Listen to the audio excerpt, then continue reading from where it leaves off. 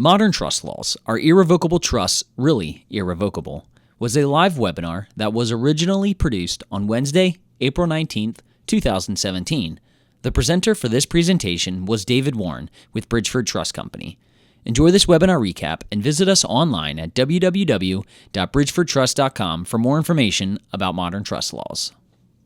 Appreciate the opportunity to talk about some pretty exciting topics today, and actually great to see so many friends from around the country and the world part of the webinar today.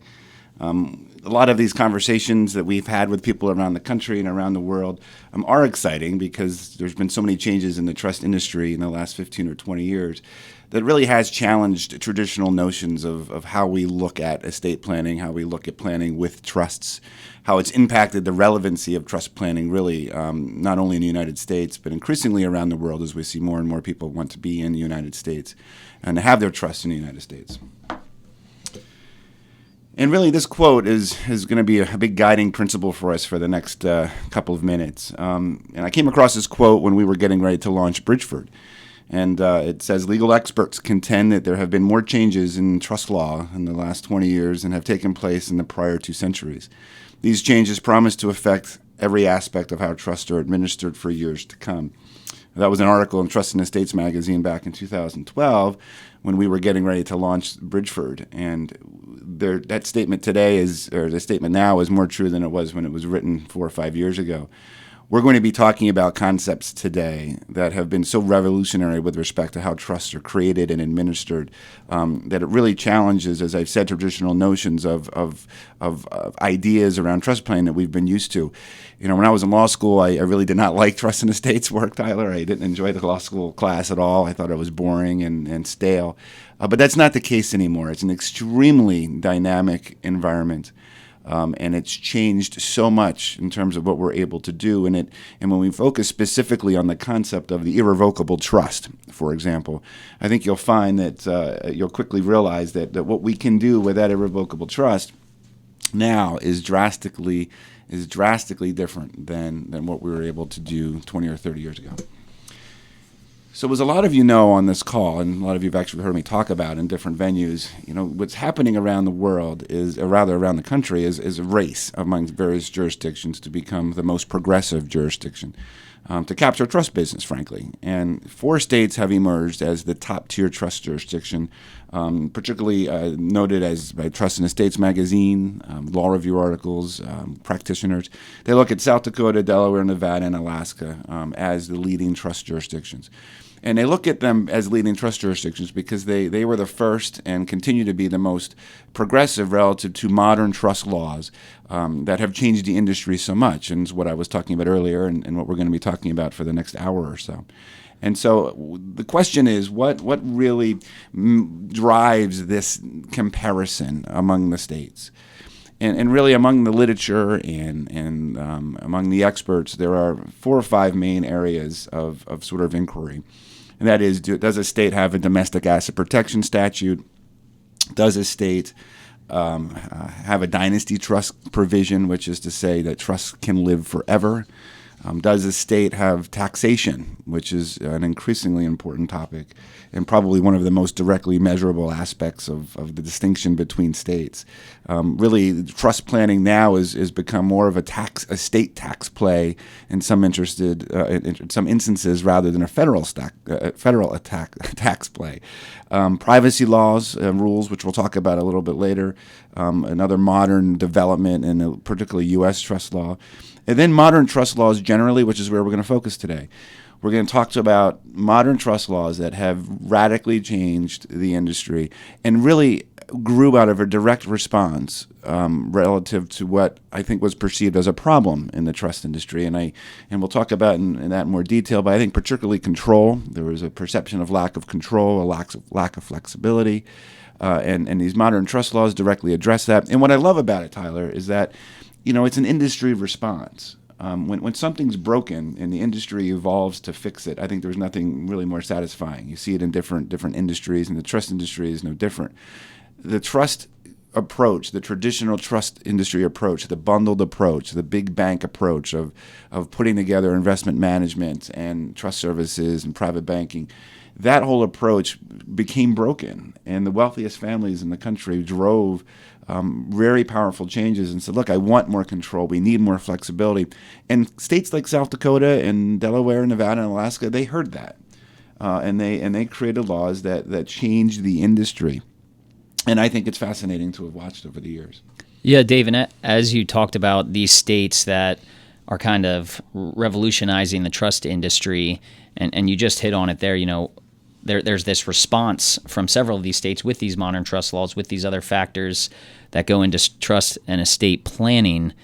Can you just touch on what is driving all of this change? Why are these states creating these new laws, using all these different factors to, again, revolutionize the trust industry? Can you just touch on what is kind of behind the response, and what's been driving that change?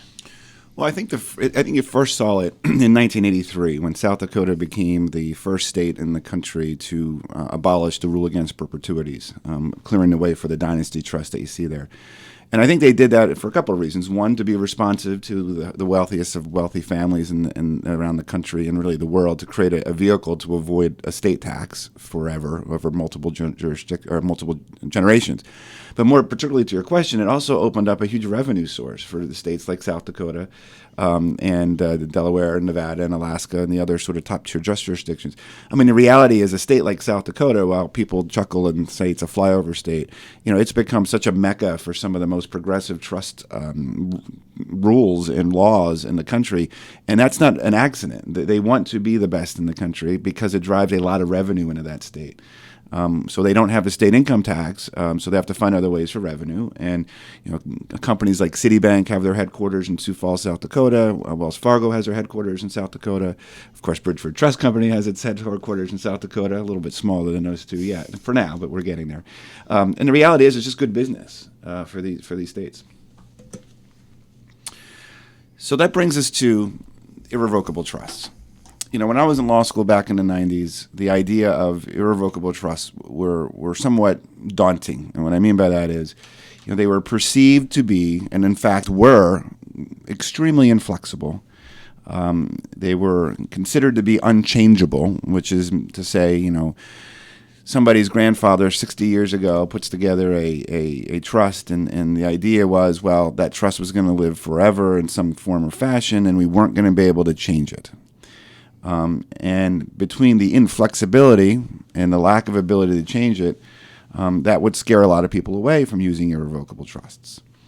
Loss of control was another extremely probably troubling issue for lots of wealthy families, where they felt like when they made the trust and put the trust in place for estate planning reasons, for asset protection reasons, for dynasty sort of planning reasons, they would lose control.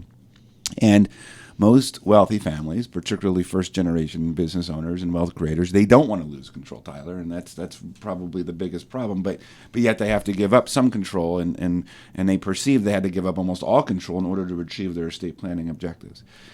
And then when you talk about the problems with the traditional approach to irrevocable trusts, and you combine that with how the structure had evolved over the last 100 years, it was usually a traditional corporate trustee model based at a bank like Bank of New York Mellon or Wells Fargo or PNC, where they have a bank-based trust department that would act as a corporate trustee and also manage the money for people, which quite frankly are two very different disciplines and really unrelated disciplines. And so that evolved into another problem. So you have people's trepidation around the idea of using an irrevocable trust in the first place because of all the reasons I've already mentioned. And then when they do need a corporate trustee in an irrevocable situation, they were for years until the last 15 or 20 years sort of forced to go to a bank-based trust department that said, yeah, we'll be your trustee, but we also have to manage your money. Well, guess what? That's even a further loss of control, isn't it? And so that became unpalatable, for lack of a better word. But there was no other option. So you have organizations like Bank of New York Mellon, who are all great organizations, PNC, and they sort of amassed trillions of dollars of assets in trust, irrevocable trusts, and they were managed that money. And it's great business because 20 years ago, you couldn't change these trusts. You couldn't move these trusts. You couldn't get them out of some of these institutions very easily. And so that, again, added another layer of concern for wealthy families or for any family that needed or saw the value of some aspects of an irrevocable trust. And then you even add even more complexity. The traditional corporate trustee approach carries with it some conflict of interest. I mean, unquestionably, there's conflict of interest with somebody being a trustee and managing your money. I mean, however we try to talk around it, as a lawyer and then having worked at those large institutions, there is an inherent and I think unresolvable conflict of interest in many respects. I think there's also a big focus to cross-sell and really take these large families into areas and sell them products that maybe they don't necessarily need. And that's unfortunate. And that's another reason why they didn't like the corporate trustee model. Traditional corporate trustees, particularly under old notions of irrevocable trust, were extraordinarily rigid. It's very hard to get the money out when you wanted money. These administrative committees became very hard to deal with and very, very strict around whether or not beneficiaries were able to access money. And I used to see that firsthand. Not sure why. I think it gets back to the conflict of interest issue. And then they're extraordinarily expensive. I think that everybody on this call who's worked with a traditional corporate trustee, and those of you who are calling in that are with a corporate trustee, that the fee structure is pretty expensive. And so you combine all of these issues inherent with, first, irrevocable trust, and then the traditional model for dealing with an irrevocable trust. What's developed was a problem. And the problem has been directly addressed by what we're going to call sort of a new paradigm here. And I think what the other offshoot here, before we get into the solution, because I think we've pretty well identified the problem, but before we talk about the solution, we have to understand what was an unfortunate reality that began to develop. Because people were so unhappy with the traditional corporate trustee model, they would start to appoint Uncle Bob as their trustee, or sometimes they'd appoint somebody even less remote to them. And so, or they'd want to appoint their attorney as their trustee, which that is not a bad choice intellectually, but that carries itself a conflict of interest. And in some states, particularly Pennsylvania, ethics committees have issued strong advisory opinions against the idea of appointing your attorney as your trustee. So now, well, not now, I think now that the situation's changed, but 10, 15 years ago, if somebody didn't want to go to a traditional corporate trustee and they wanted to have their own asset manager manage the money and have an individual trustee, their only options were, as I said, Uncle Bob. And as smart as Uncle Bob may be, he's not a professional fiduciary. He doesn't understand usually with the reporting requirements. And sadly, Uncle Bob will die someday. Unlike a trust company, they might be bought and sold, but they traditionally don't die. So again, we've outlined the problem, I think, in pretty stark detail. And we've also outlined the reason why we launched Bridgeford Trust Company, because we saw these problems in the industry. I saw them firsthand, both as a practicing attorney and then having been at large bank-based trust companies. And I realized that the ultra-high net worth landscape wanted more, needed more. And I did our research. We did a tremendous amount of research. And we realized that, in fact, there is a model and there is a vehicle to deliver relief from this kind of problem that I think we've identified pretty clearly. And we're excited to say that's how we built Bridgeford, and that's how we settled on South Dakota. So, Dave, I don't think it takes a trust and estate planning expert to see that you are not a big fan of the traditional model. So why don't you now jump into this new paradigm and talk about how it's delivering, more control than ever before? Absolutely. And Tyler, this is where it really gets exciting for me, and I think anybody who's sort of grown up in the trust industry, because virtually every concept I'm going to talk about was not available in the United States when I was in law school, and I graduated in the late 1998. And we talk about it as a paradigm shift, and sometimes that word paradigm is a bit overused, but in this instance, I think it's absolutely applicable. This paradigm shift, as I said, driven by an industry response to try to fix a broken system, a broken trustee system, has resulted in some extremely progressive trust laws that absolutely address the issues around irrevocable trust and the issues inherent with respect to using a traditional corporate trustee that bundles together all these services. It brings control, it brings flexibility, it brings the fees down, these modern trust laws. And I absolutely believe, just as that quote that I read in the beginning says, these have all happened in the last 20 years. And that's what we're talking about, there being more change happening in the trust industry in the last 20 years, in the last 2 centuries. That is unequivocally true. And I think the first one, and the most exciting one in my view, really, and it's the foundation for the entire conversation today, and that delivers the most control, is the idea of a directed trust. Now, this idea of a directed trust is actually something that's not unusual with respect to the rest of the world, but still relatively new in the United States, although now it has been, I think, in place for 18 or 19 years or 20 years, and I believe South Dakota and Delaware were the first to come up with a directed trust model. The directed trust model directly addresses the issues around control with respect to particularly irrevocable trusts. Through bifurcating liability, and that's in red and underlined for a reason. This bifurcation of liability is the magic around and behind why these directed trusts work. Under South Dakota law, under Delaware law, there's only 8 or 9 states that have a directed trust statute. It's important to note, Tyler, that there is no directed trust statute in Pennsylvania. So if a Pennsylvania trust company is talking about doing a directed trust for somebody, that's misleading, because you can't do directed trust in Pennsylvania or any other state that doesn't have a statute. I need to make that point because it's important. But this liability is bifurcating, meaning the investment manager and the investment management function and the trustee function is split apart legally. And an investment manager is only responsible for, from a fiduciary perspective, its activity as an investment manager, which is to say, if they put everything into Enron or into a bank stock that crashes, that's what they're responsible for. The trustee's not responsible for that. And we'll explain why. The converse of that, if Bridgeford Trust Company makes an inappropriate distribution, or if, Tyler, I give all of our money to you and you go to the Cayman Islands forever, asset manager is not responsible for that. So all of you on a call might be thinking on the webinar, well, why does that matter so much? That separation of liability clears the way for companies like Bridgeford to comfortably work with asset managers of the choosing of clients, beneficiaries, settlors, and other advisors. In other words, we are happy to work in an unbundled fashion with an asset manager that the family wants to work with. And because of the bifurcation liability, companies like Bridgeford are very happy to work with non-traditional assets, such as closely held stock, real estate, artwork, the kinds of things that traditional trust companies now don't want to do anymore. You know why, Tyler? Because traditional trust companies want to manage money. And that's where they're making their money. Some are good at it. Some aren't good at it. The point is, it doesn't matter whether they're good at it or not. If somebody needs a corporate trustee, they shouldn't have to work with a trust company's trust department if they don't want to. So what we believe is that this idea of the directed trust has so drastically revolutionized the trust industry that it makes up for probably 98 or 99% of what it is that we do. So it places control back into the hands of the settler.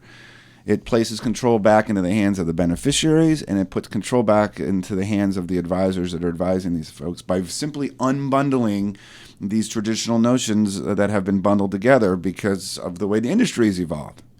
And so by placing control back into the hands of these people, particularly the control around choosing the asset manager they want to work with, it has completely changed the industry in a way that makes an irrevocable trust not so scary, right, Tyler? So this is the first concept that we're saying that has changed an irrevocable trust.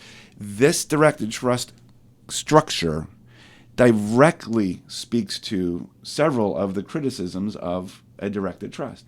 Of an irrevocable trust. And when we go to the next slide, you'll see more specifically how that works. So here's the structure. Of course, we have John Doe Family Trust. Unlike a traditional trust, irrevocable trust, all of these functions, these 3 blocks, they're all combined under the power of, we'll say, Bank of New York Mellon, PNC. So the investment function happens at PNC, at the traditional bank department.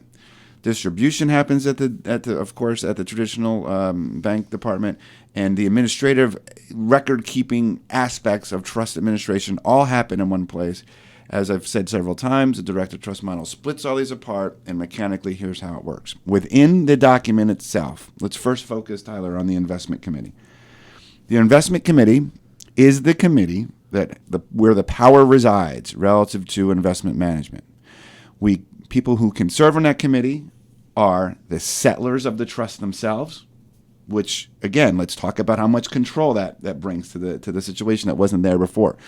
The settler can be on this committee. Really, anybody can be on this committee. The investment manager itself can be on this committee. The reality is, though, how this works mechanically is that the investment committee directs Bridgeford Trust Company to work with an investment manager that the investment committee has selected. They tell us who to work with. They don't ask us our permission. They tell us who to work with. So, in the example here, John Doe Family Trust is established. Settlers on the trust committee, investment committee. Settler sends David Warren an email, Bridgeford, and says, go hire John Smith's investment management to manage this money. Whether Bridgeford Trust Company likes that decision or not, we have to do it. So that's another aspect of control. We, that is Bridgeford or the traditional this trust company model that we work under, our only option is to resign if we don't like the direction we got. So the investment committee is in complete control of that, and that's very, very, very important. So that is a function that's been given back to the people, so to speak, and taken away from the traditional corporate trustee, and has really changed, again, one of the most critical aspects of an irrevocable trust. Then there's the ability to create a distribution committee. So under the traditional model, as I've said, under the traditional approach of an irrevocable trust, there was an a distribution committee that resided in the shadows of a trust company, and they made a decision. So if a beneficiary wants funding for college, or I guess more particularly wants funding for a new car, they have to go before the committee, make a request, and the committee decides whether or not that request is appropriate under the document. And I am here to tell you that I would finding more and more that trust administrative committees at those big banks were finding more and more ways not to grant these distribution requests. So in a direct response to that problem, which we'll call the problem of rigidity in the traditional model, the distribution committee can't be made up of the settler, but can be made up of family, other advisors like attorneys and accountants, and works the same way as the investment committee, Tyler.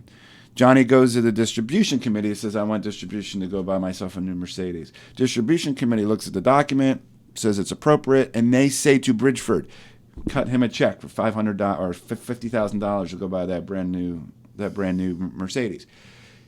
The reality is, the people on the distribution committee itself is a fiduciary. So is the investment committee. So because we are receiving direction from a fiduciary inside the document, Bridgeford is exonerated, so to speak, which is where that bifurcation of liability happens. So we, as the administrative trustee, are essentially told what to do. And then when you go over by both the investment committee and distribution committee, and then you go over to the administrative trustee function, and there you see the administrative trustee performs its traditional functions as it would as a director trustee. But the pivotal point here, and I think one of the most compelling aspects of what we're doing here in modern trust law, is this simple structure gives and delivers back to attorneys, advisors, settlers, beneficiaries, future remaindermen, infinitely more power over the investment capabilities and investment function and a distribution function, all within the framework of an irrevocable trust that up until this point was viewed as, again, inflexible, rigid, and hard to deal with. Tyler, from your perspective, is this clear? Yeah, I would say this is pretty clear from someone who's certainly not an expert in this realm. And I think this is a great opportunity, Dave, just to hear maybe some of your experiences with some of the trusts that you guys have worked with at Bridgeford Trust Company. Do you see this structure? Is this already set up, or is this something that Bridgeford can help set up and kind of help family trusts understand this structure and get this structure in place? It's a great question. Often we work with people around the country, Tyler, and increasingly now around the world who are not familiar with this structure.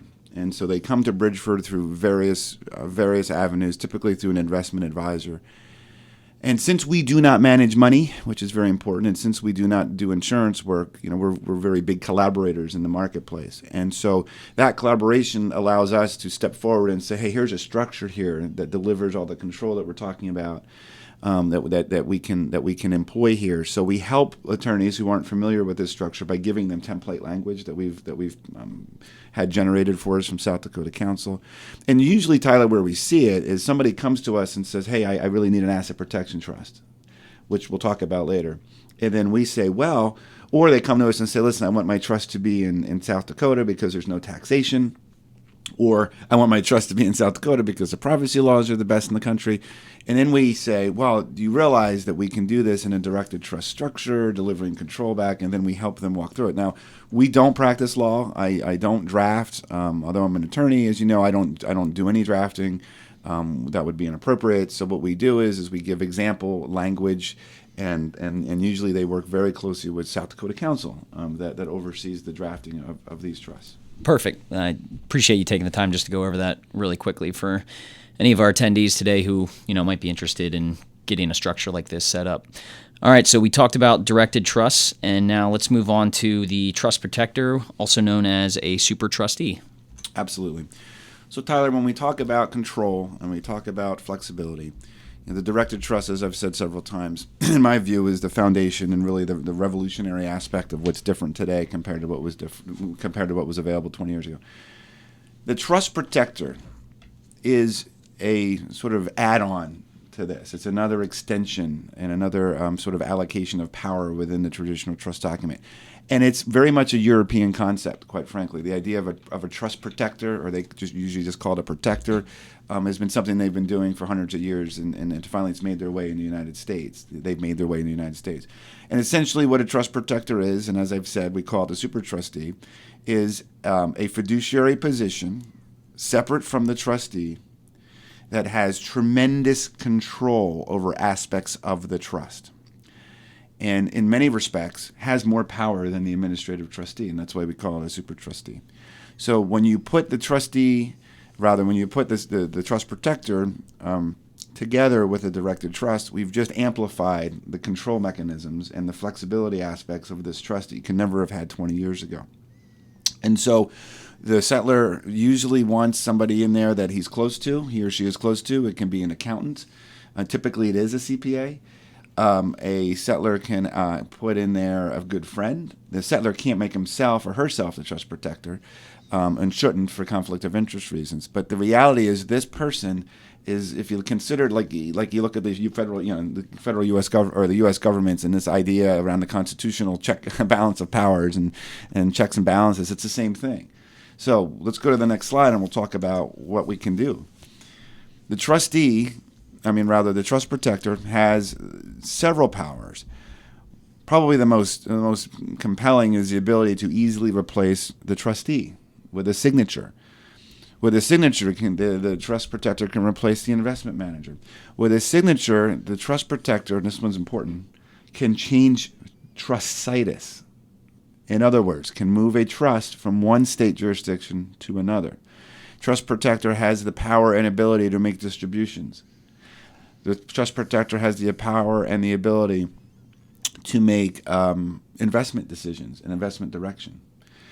So I think it's clear that it's clear now why we call it a super trustee. And so when we combine, again, this with the directed trust structure, we're delivering infinitely more control than was available 20 years ago. And so why would we even want this? Well, I've already talked about the reasons for control, and that's probably the most compelling aspect of it. I mean, we talked about the reasons and the desire for families to have checks and balances over the process. And while there's the ability to do and put a trust protector in place, it's really important for me to make a quick distinction.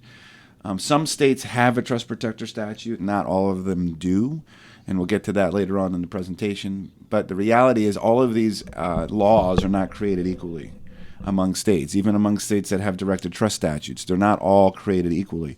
And it's important to know that the trust protector statute you need to look at carefully.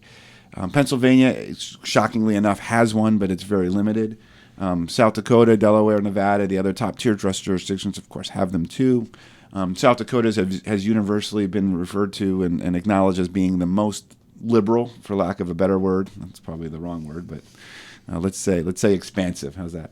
And that expansive list of powers you can have under the trust protector rules in South Dakota are powerful, but you don't need to use them all, Tyler. So often people say, well, I don't want to give that much power to somebody, and you don't have to. You can pick and choose which one of these powers that are enumerated under the law in South Dakota that you want to incorporate into the trust protector statute. And so, again, more flexibility, more control. And, I've been talking about the flexibility and control with respect to the administration of these trusts, right? Now I'm talking about flexibility and control even with respect to the creation of these irrevocable trusts. Again, very revolutionary concepts that are still slowly being accepted and I think implemented around the country. Tyler, you and I have talked about this a lot. I'm often surprised how many people, I guess I'll say it this way, how many people we meet, practitioners around the country who don't use directed trust, who are not familiar with trust protectors. And there's a real opportunity for some education here to get people to get their minds around what you can now do that you couldn't do 20 years ago. Yeah, Dave, and we just had a question come in. The question is, can you initiate a trust protector within your trust even if you're not using the directed trust model? I know in your previous slide, it says the trust protector is often used in conjunction with the directed trust. So is this something that you can be separated from that, or are they forced to be used together? Tyler, that's an excellent question. They are not forced to be used together. We like to see them used together because it gives Bridgeford or companies like Bridgeford more specific direction. However, the specific answer to your question is no. There can just be a trust protector established, and that trust protector can have all of these powers that we've talked about and direct Bridgeford in much the same way as we talked about how Bridgeford is directed by the mechanisms of the directed trust statute. That's not ideal from our perspective, but the reality is you can still accomplish what we want to accomplish. Which leads us to something that is brand new, delivers a whole other aspect of control in the irrevocable trust space, is yet another reason why irrevocable trusts really, in my view, aren't really irrevocable anymore, at least under modern trust laws, and it's this idea of a family advisor. A lot of you on the webinar may never have heard of Family Advisor, primarily because it's brand new. South Dakota is the first state, as far as I know at this point, the only state to have carved out this special role in its trust laws. And it's been referred to as a trust protector light because essentially that's really what it is. It has some of the same powers as the trust protector. So that's important. Some of the same powers, limited powers. But what's most important about this role, Tyler, is it's a non-fiduciary role.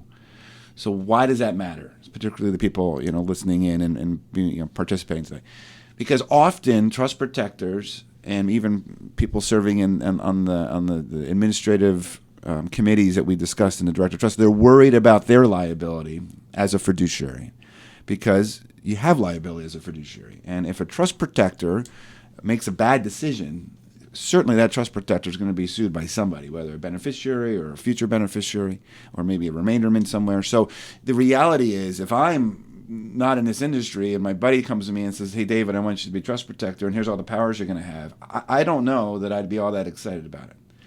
And so South Dakota acknowledged that.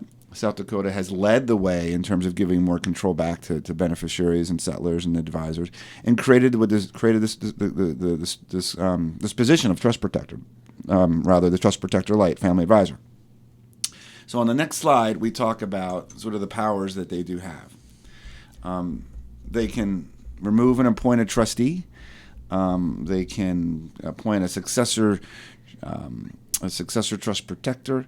They can appoint a successor family advisor. They can appoint investment committee members.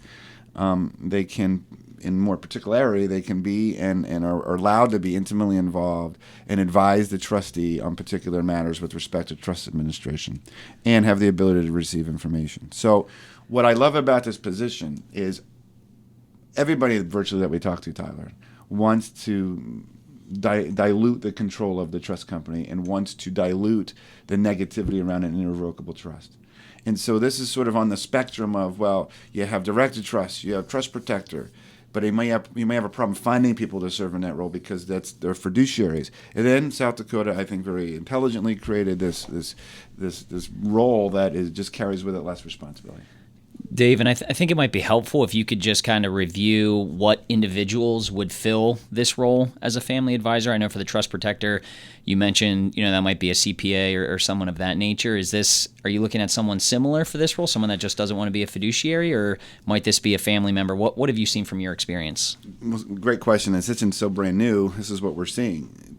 Often, settlors of trust want their professionals to be trust protector. Okay, so like an investment advisor, for example, or an attorney and accountant. And often, attorneys and accountants and investment advisors will not be permitted to serve as trust protector because of the heightened fiduciary liability. So what we're seeing, in fact, is this law, and I think this is exactly what South Dakota was trying to do, was to open the door for settlors to use and appoint professionals who otherwise wouldn't be allowed by their compliance departments to serve as trust protector, or otherwise were worried about the liability. So I think that your question is perfect, and I think that's exactly what we're seeing. And I think it's working the way it's supposed to be working. And is this family advisor role, is that only available in South Dakota, or are there other trust jurisdictions out there that have this family advisor role? As of right now, I'm not aware of any other jurisdiction that has carved out this family advisor role. And frankly, because of that, there's a lot of businesses being driven into South Dakota because of it. Perfect. Great. I think that just helps some of our attendees on today's call and helps me understand the family advisor role a little bit better. All right. So with that, let's move into decanting. So, Tyler, one of the aspects that we talked about that really people hated, for lack of a better word, about irrevocable trust is irrevocable sounds so final.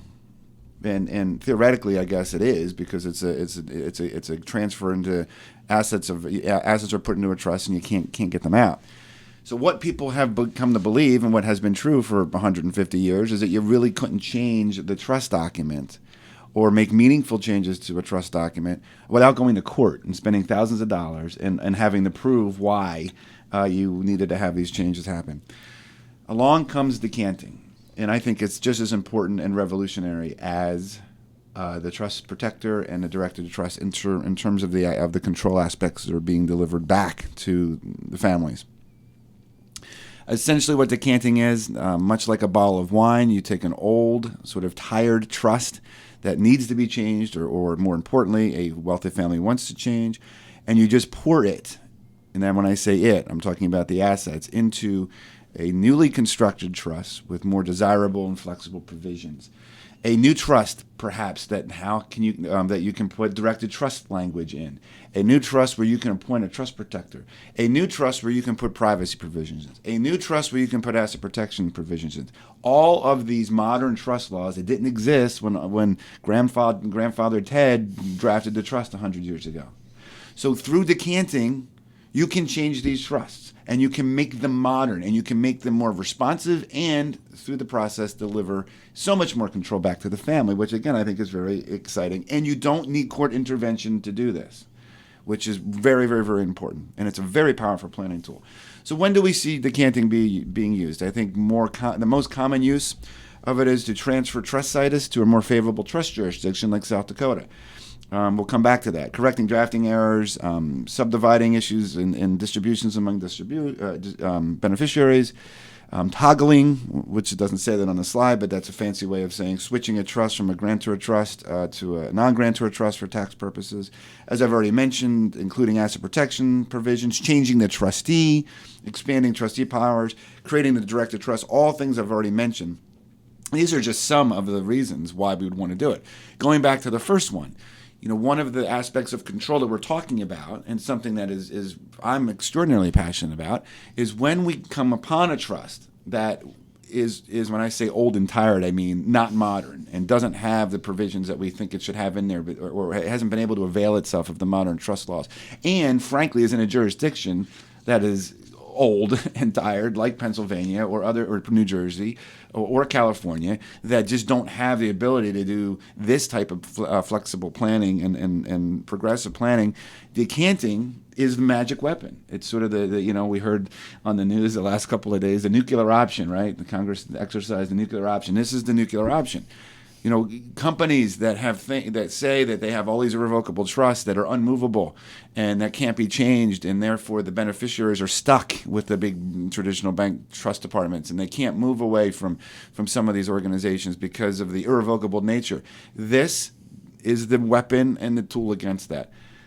We can easily now move these trusts away from a poorly performing trust company and create, or rather recreate, these trusts in the image of the modern trust laws, giving the power to the settlors or the beneficiaries to work with the investment managers they want, to work with distribution committees they want to, and it breathes all new life into these trusts. And this is a very, very popular concept. It's being used more and more every day. We use it. We're involved with it weekly in terms of moving trust when people come to us. And interestingly enough, there are several states that have the decanting statute. New York was the first to have it. The most important thing to think about, though, is they're not all created equally, these statutes, and I need to make that distinction very important. There's a chart that we'll go to next that talks about comparing these decanting statutes.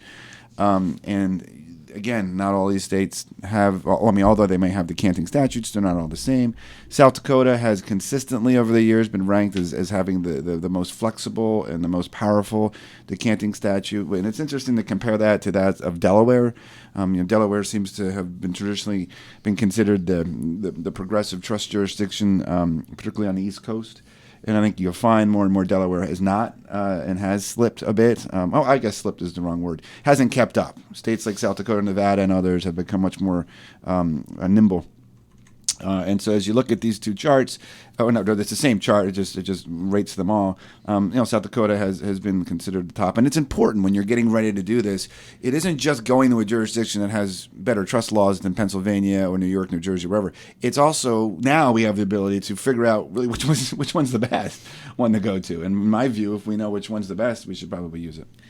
Dave, you called the decanting the magic weapon, and again, from someone who's not an expert in this industry, it seems like there's a big money-saving opportunity here where you could transfer your trust from, as you called it, an old retired trust in a state with less favorable trust jurisdiction statutes to a modern trust jurisdiction with a lot of these modern trust laws that we're talking about now. So is that one of the ways that you've seen decanting used as someone who, as trustees, are looking to make significant money-saving decisions? Absolutely, and that's an excellent observation. Moving a trust from a jurisdiction like Pennsylvania that taxes resident trusts, taxes the undistributed income, for example, at a little over 3%. If we decant that trust into a South Dakota trust or a Delaware trust, an ordinary state that doesn't have state income tax, we've absolutely saved that trust money. And that's probably something I should have said first. In addition to all the modern trust laws we can apply, there's absolutely a tax move here. And it's a tax move, frankly, that's been supported by case law in Pennsylvania, particularly the McNeil case, where it supports the idea that trusts are not to be taxed at the undistributed income level. But that's an excellent question. So as we move into as we continue to talk about modern trust laws and how they have absolutely changed traditional notions of how we approach irrevocable trusts, how we approach trust planning generally, there's another aspect of this that is extremely important, and it's privacy. South Dakota, other states have some privacy provisions, but it's another one of these modern trust laws that we go over quickly here that lends itself to the argument I've made that the trust industry is so different today, and that there's so much more that we can do that we couldn't do before. And what you'll see is in South Dakota, particularly, it has been universally considered, particularly by Trust in the States magazine, as having the most powerful privacy provisions in the country.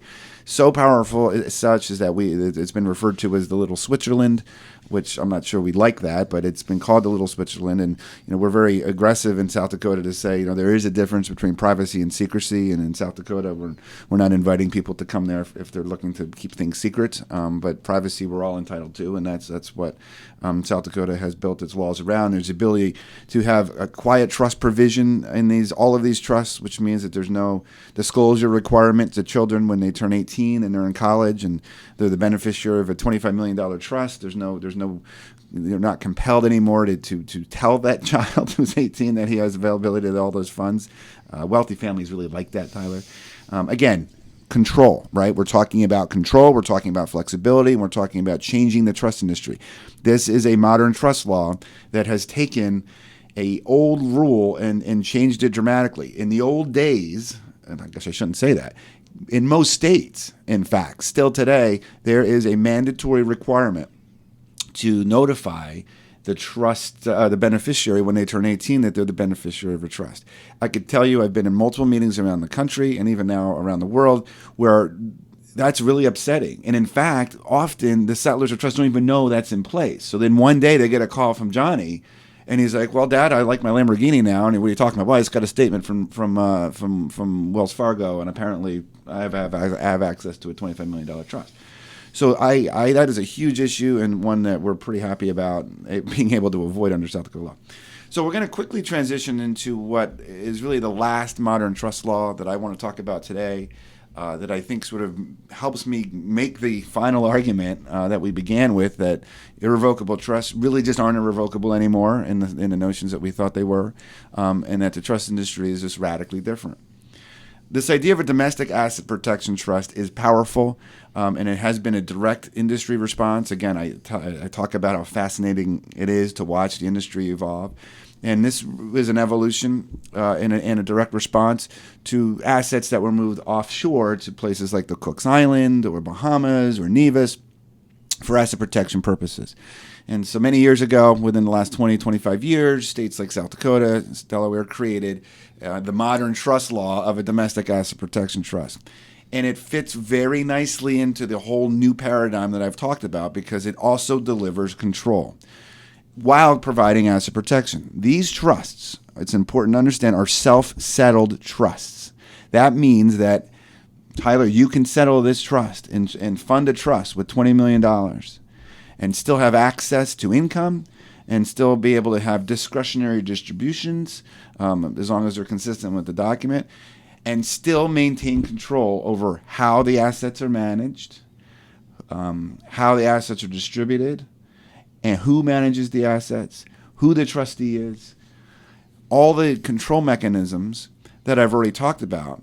Because not only is it a self-directed domestic asset protection trust, but we would recommend that it's also a directed trust with a trust protector provision. Or maybe we put in the family advisor. And we add privacy provisions to this. And when you combine all of these modern trust laws with respect to the domestic asset protection trust, all into one document, which you can do very, very easily, what you have is a very powerful vehicle that you still have control over, but you're able to enjoy domestic asset protection. And I, again, become very excited and passionate about all of these different factors coming together, which, again, comes back to the question, well, gosh, these irrevocable trusts, it really doesn't even look the same anymore, does it? So, each state has their own asset protection. I'm sorry, not all states have asset protection trusts. It's very important to make a distinction among states, which one is the best. It's easy to determine that. Trust in the States magazine has consistently said South Dakota, Nevada, Alaska, and Delaware have the top asset protection statutes in the country, which is great. I think even between and among those states, there's a distinction, and that's important to understand. In the context of domestic asset protection trust, really the most important question we all should be concerned about, particularly lawyers who are drafting these, is what's the look-back period on these? And when I say look-back, the fancy legal term is fraudulent conveyance. And in Delaware, for example, it's 4 years, which means that when you create the trusts, put assets into it, you have to wait 4 years to enjoy the protection that you would get from an asset protection trust. In South Dakota, it's 2 years. That's an important distinction. and something that I think drives a lot of asset protection trusts into South Dakota, and it sort of helps us springboard into the next couple of topics, because all of these modern trust laws, Tyler, as exciting as they are and as amazing as they are, that have changed the jurisdiction, that have changed the conversation. What makes it so interesting is they're not all created equally. So just because now we've gone through and you and I have talked about it and identified, wow, these are great and you have more control, and wow, this irrevocable concept isn't quite so scary, and we can work around it, and wow, look at all the flexibility we have. But then we have to get a little more specific and say, well, look, just because a state has some of these laws, and just because a state has been determined to be a top-tier trust jurisdiction, that doesn't end the inquiry, in our opinion. And that was the inquiry that Bridgeford engaged in, Tyler, 5-6 years ago when we went to launch a trust company. And the reality is these states, even the top-tier trust states, are not created equally. We are young enough to say with credibility, we chose deliberately to be in South Dakota for a particular reason. We made a decision based on information created by people far smarter than myself and my partners. And we found objectively that when you actually objectively compare some of these states, there are aspects about South Dakota that elevates it, in our view, a little bit above the other top-tier trust jurisdictions. Is that to say, Tyler, the other trust jurisdictions are bad? Absolutely not. I'm saying, why not go to the best option if it's there? And if it doesn't cost you any more to do that, why not do it? And so just very quickly, this chart goes through and it makes a comparison. We mentioned Dynasty Trust that was established in 1983, and South Dakota was the first to do it. Steve Oceans, a Nevada attorney, creates charts, and he created the decanting chart that we just looked at. He's determined that South Dakota is the most powerful dynasty trust state. South Dakota is one of the only states that has a community property state. A community property trust, rather. It has the domestic asset protection, as we talked about. It has trust protector. The directed trust statute's been acknowledged as being one of the best in the country, and actually, frankly, copied around the country by other states, particularly Florida. Decanting, I've already told you, that's been considered to be the best decanting statute in the country. Trust provisions, as I've already mentioned, is considered to be the most powerful in South Dakota. And the direct quote from Trust and Estates magazine says, of the top-tier trust jurisdictions, South Dakota has the best trust privacy laws. Again, people, that's not Bridgeford saying that. That's not David Warren's opinion. These are people who have been looking at these issues for years and years. An idea called a special purpose entity, which we did not talk about much today. South Dakota is the only one in the country that has a special purpose entity codified by statute. That's a very powerful protection mechanism to use for these advisors that we discussed. And finally, the family advisor. So when you look at these issues in the aggregate, when we talk about the theme or thesis of our conversation today, which is, well, irrevocable trusts aren't really irrevocable anymore. I believe that. I think we've shown why irrevocability of a trust is not the same.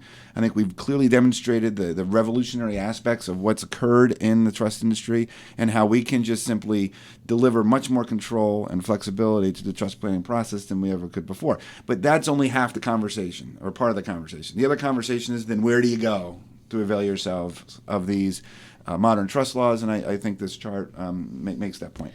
And Dave, before you wrap up here with today's presentation, we do have a few questions that have come in. So I think this is a good time to touch on one of them while we have all of these modern trust laws on the screen here. And that is, have any of these statutes or modern trust laws been overturned or found to not work? No, in fact. I think that the most controversial, perhaps, of all these maybe would be, controversial is the wrong word, debatable is the domestic asset protection statute. There are some practitioners that challenge whether or not these actually are going to be upheld. But as we sit here today, there's not a single instance where domestic asset protection statute itself has been shot down, for lack of a better phrase. And I think that from that perspective, we believe that's a powerful tool. I believe that in instances where the asset protection statutes have been challenged, it's because they were fraudulent conveyance. They were used in a nefarious way, but never the statute themselves has ever been knocked down. So the way what I like to sort of end, and I think we do have a couple more questions, but this is another quote from Trust and Estates magazine that I think is particularly timely and frankly was one of the guiding principles for the establishment of Bridgeford, and I believe probably other trust companies like ours. And the trust industry is undergoing a quiet revolution that has wrested control of trust accounts away from traditional corporate trustees, primarily the big banks and other large institutions, and put it back into the hands of settlors of trusts, beneficiaries, and their advisors. I think that quote from Trust and Estates magazine in 2012 is, again, more true today than even when it was written 5 or 6 years ago. The industry is different. The traditional model has been broken for a while, and the industry response is utterly fascinating. And to be able to be positioned to deliver the control that we've been talking about for the last hour, and to be able to deal in a modern trust world, in a modern trust era with clients, particularly wealthy clients, is extraordinarily satisfying and dynamic and exciting. And the trust industry might be going, undergoing a quiet revolution. But Dave, I know this is not something that it's easy to keep you quiet about. This is something you're really passionate about, and even just listening to you today, this is something you get loud about. You like to talk about, and again, you're just very passionate about talking about these modern trust laws.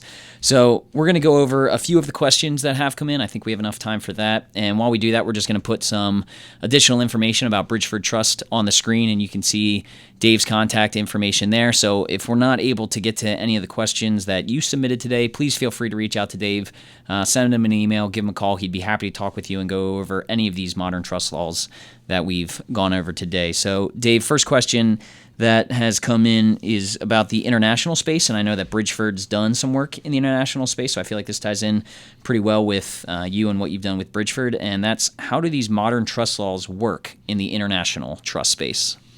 They work very well, as we've talked about in a past webinar, and as you'll see in the very near future, coming from Bridgeford and the writing and videos that we will be producing. There are a myriad of reasons why people are coming to the United States. Wealthy families are coming to the United States, and it isn't just a trickle effect. It's an overwhelming wave of families that are coming from Latin America, from Europe. And again, I won't tell you all the reasons here today. These modern trust laws I've talked about are extraordinarily attractive to the international community. And they're attractive to the international community for the same reasons why they're attractive to the domestic community.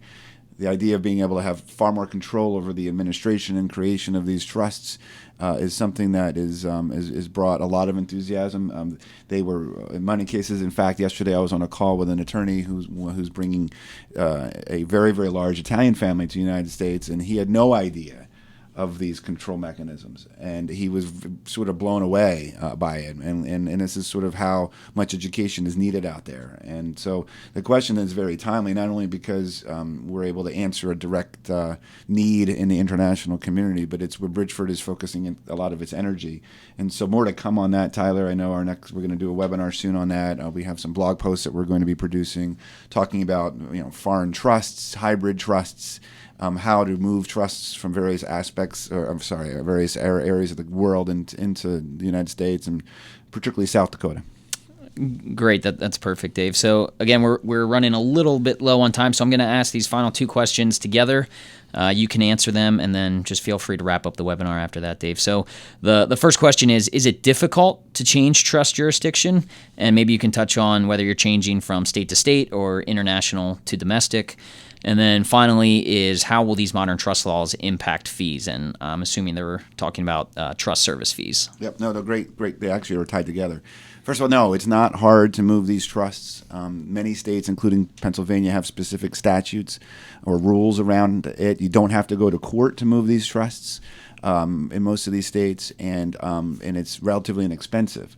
I think there's really a miscommunication, or rather a misconception in the advisor community, probably promulgated by trust companies, that you can't move these trusts very easily without going to court, and that's not true. And I think, as we talked about decanting and all these other new modern trust laws, that makes it a lot easier. In international space, it's the same conversation. Often, we're doing a decant of a trust. Again, you don't need to go to court to do that. Particularly when all the beneficiaries are signing off on it, because usually everybody wants this to happen.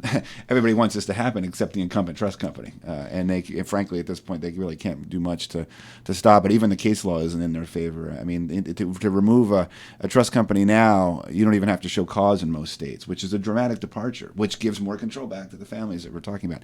All of this impacts fees in a very positive way. I had mentioned in the beginning of the webinar, one of the complaints, and I will tell you, Tyler, one of the primary complaints is around fees, or has been around fees for these traditional trust companies. Because of the bundled approach, the fees would be very expensive, and you didn't know really what you were paying for, because there was asset management and there was trust administration, and as I've said, they're different disciplines and different functions. So people just sort of accepted a large bundled fee and figured that was industry appropriate. Well, when you break apart these functions, or as I like to say, unbundle them, the fee becomes really a lot more transparent, and you're able to delineate which and for what you're paying for and why. And so the directed trust model drives the trust fee down, frankly, because if we're paying attention to the details, the traditional trust company has a lot less responsibility and liability. So a company like Bridgeford is able to combine well with an asset manager, and typically the fees are 15-20% less than what you'd see in an industry comparison relative to the traditional bundled approach. And our clients really like that. Clearly, it has a big impact, and I'm proud of that, quite frankly. So, Tyler, listen, it's been great. I always appreciate the opportunity to collaborate with you on these webinars. We're extremely excited, as I've said over and over again, about what we're now able to do because of these modern trust laws. We're excited to be able to work through Bridgeford, and particularly out of South Dakota, to deliver what we think are some of the most powerful planning capabilities, not only in the United States, but around the world. Please feel free to contact us or contact me directly if you have any questions. There is a lot of information on the website, a lot of white papers, a lot of videos, and a lot of what we are told is extremely useful information. Bridgeford will be speaking a lot over the next 6 months around the country, particularly in Florida and on the West Coast on international issues. Watch for those details, and hopefully we can see some of our friends from around the world and the country there. And Tyler, again, I always appreciate the opportunity to talk with you, and thank you very much.